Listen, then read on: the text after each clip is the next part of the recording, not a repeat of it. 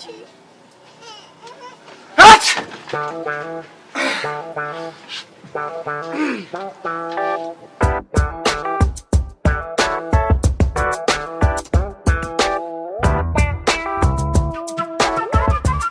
कितना किराया यार लाहौर में? 450 450 जी भाईजान। सुबह में 300 देते आए यार। वो भाई जी पता नहीं कड़ी गड्डी ते आए 350 दे के। ला हौला वला स्पेशल गड्डी हैगी भाई जी।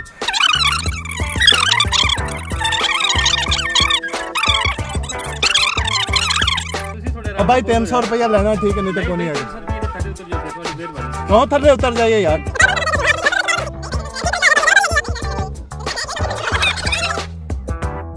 भाई यहाँ पे मुझे शीशे वाली साइड पे बैठने देना। भाई ये मेरी सीट है, मैं आपको क्यों बैठने दूं? भाई 30 नंबर सीट मेरी थी। भाई 30 नंबर सीट आपकी, जिस पर आप बैठे हैं वही है। भाई मेरी तबीयत बहुत खराब हो रही है, मुझे यहाँ बैठने दे। भाई मैं क्यों बैठने दूं? मैंने इस सीट के पैसे भरे हैं, मैं आपको क्यों बैठने दूं?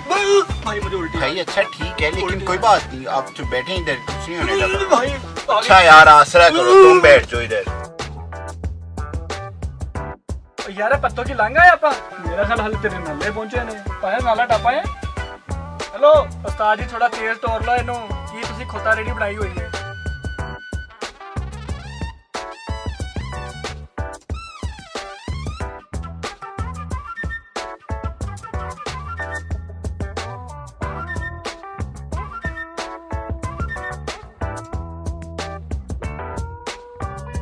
की लाया है? बंद करो एक कंजर खाना, कोई अल्लाह का नाम ले लो। हाँ यार बंद कर यार। हेलो हाँ जी की हाल चाल आ? ठीक ठाक हो? बाल बच्चा ठीक है? हेलो आवाज नहीं आ रही? हेलो हाँ भूआ का की हाल है? ठीक है 3 बजे पानी की वारी बन ली पानी। हेलो तू सलीम बोल रहा है? ओहो हो गलत नंबर ला।